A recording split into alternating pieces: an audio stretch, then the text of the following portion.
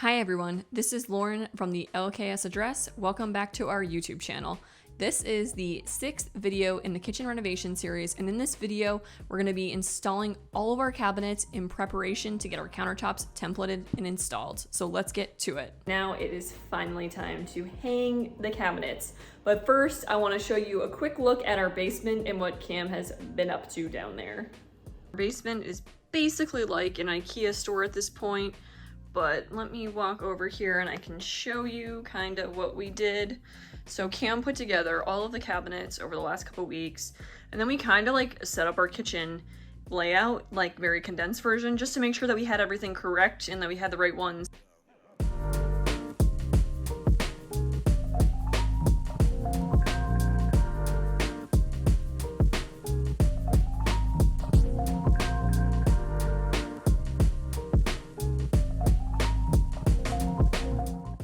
If you're not familiar with the installation of IKEA cabinets, they're actually pretty straightforward. They're on a rail system that you mount to the studs on the wall first, and then basically the cabinet boxes hang off this rail, they get locked into place, and then you add the feet last. So the first thing I did was work out the height for our rail. Ours was a little bit more complicated to the measurements because we were adding the floor after, and I am trying to learn from my mistakes, and in the condo I didn't compensate for the extra height of the floor, and then we had some issues at our range with the height of the range versus the countertop. So I remembered to take that into account this time, which is a very important step if you're planning on installing flooring after you mount the cabinets. I got that written down, and from there it's very straightforward. I used that same measurement all around the whole kitchen so that it was consistent. Another important tip is we utilized a laser level. We did not do this in our condo, and having the laser level made things so much easier. I felt like it just went faster, and almost all the rails went up correctly the first time, so I would recommend investing in one of those.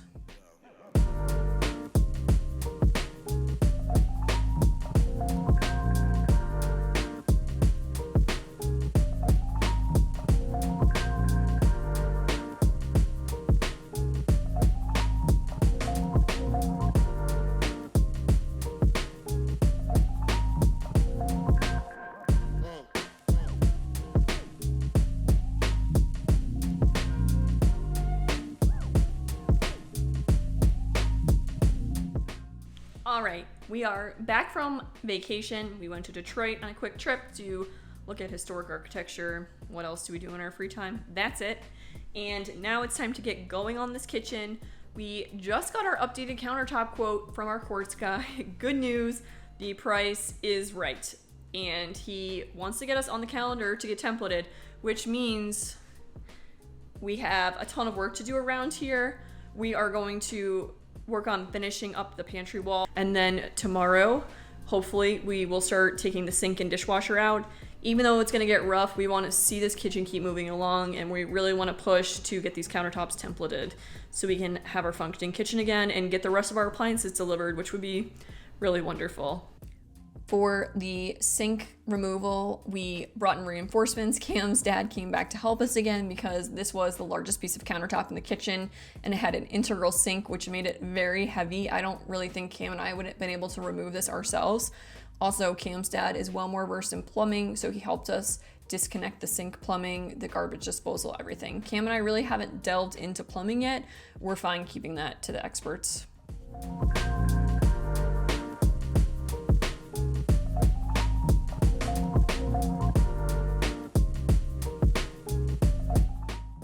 And what is a major renovation without hidden surprises? Once we took out our sink cabinet, it was evident that something in the cabinet, I'm not sure if it was the sink, there was a water filter, or the dishwasher, or the combination of all three, but there was a ton of water damage, black mold, and it was just really gross. I felt fortunate though that we found it before we put the new cabinets in so that we could remediate the problem.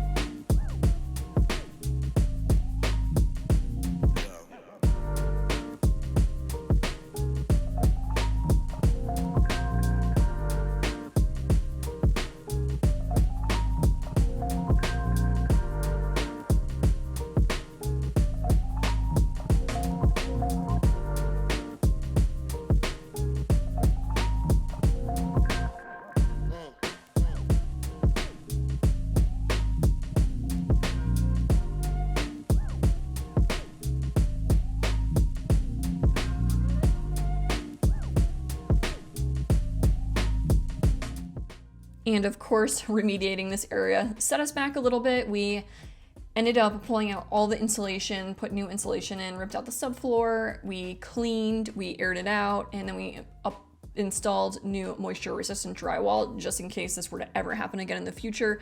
But fortunately, at this point, we were kind of a little bit ahead of timeline, so it didn't really stress us out too much to have to spend an extra day or two fixing up this area.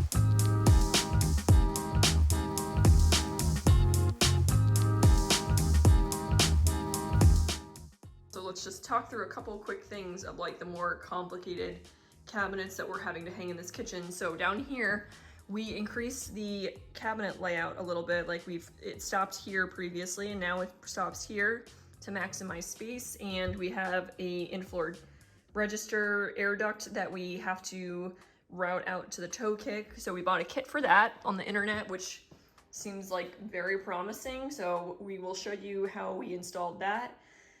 And then over here, we've got our future range hood, which is gonna go across here. And the duct work is going to run to the exterior to this point, and we are going to run it through this cabinet. So we have to cut holes in each of the side of the cabinet so that that duct feed can go to the exterior. So we have to do that.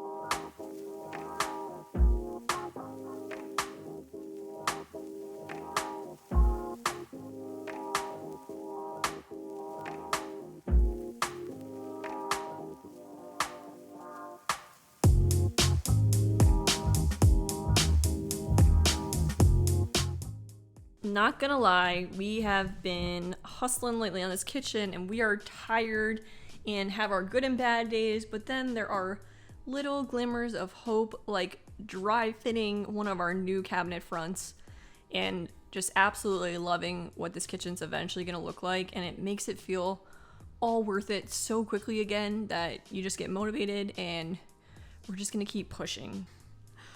What's the word today, Cam? Another unexpected surprise, of course. Everything that seems like it's going to be so straightforward and simple turns out to be what? 10 hours of unnecessary work. Okay, now he's just being a drama queen. Hopefully this doesn't take 10 hours. It did take a Home Depot run, more time, and more money. Always.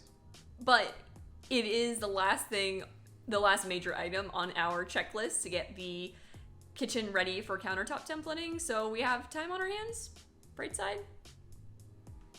Let's show them what we're talking about. Okay.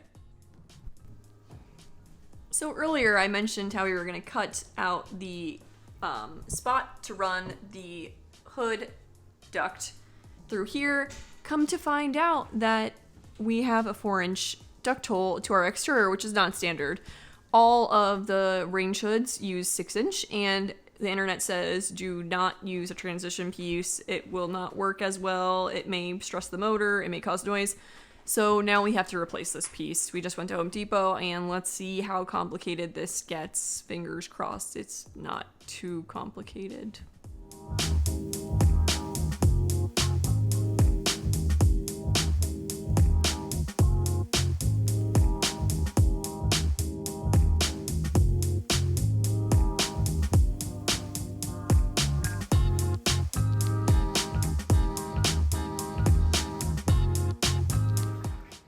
We're about to start cutting the side panels for the fridge. I'll walk out to the garage and show you what we've gotten material-wise and tool-wise to achieve this. Now we're in the garage. A couple weeks ago, we got a bunch of sheets of MDF delivered, and these will be our fridge side panels and our cover panels for our IKEA cabinets. It's just 3/4 inch MDF. And today we went and picked up the Craig slide jig for our circular saw. So we're just gonna run this to trim the panels. Also, we picked up some foam board. Seen a lot of people use this method and it's actually working out really well. We just cut our first piece and it's so much easier than trying to run this through a table saw or put it on saw horses or something. So definitely recommend.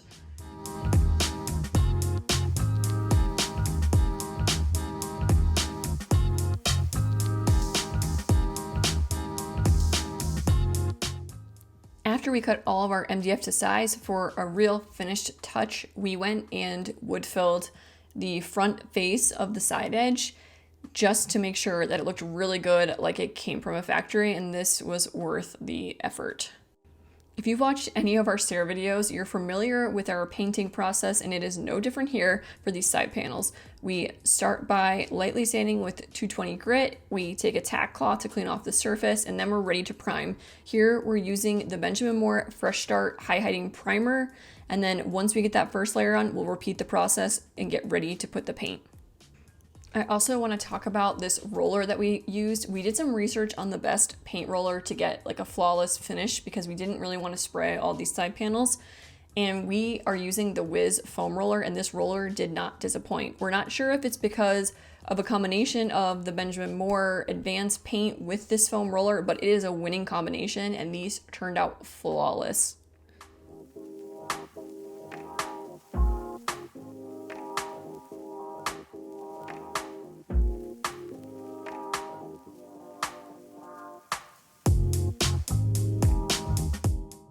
Kim and I worked so hard this weekend because our countertop fabricator comes this morning. We had to get up early on a Monday. He's coming first thing in the morning to measure the countertops. It's really exciting because maybe someday soon we'll have a sink and a dishwasher again. But this was kind of our really big push to try and get to the countertop templating as quick as possible so we can, again, get our functioning kitchen back. So we'll try and get a little bit of footage of him measuring and we'll see it after. And with that, we're gonna wrap up the video here. It feels so good to have the counters templated and we cannot wait to see them get installed. So stay tuned for our next video. And if you've made it to this point, we really appreciate all of your support. Please thumbs up, like the video, and subscribe to our channel. We'll see you next time.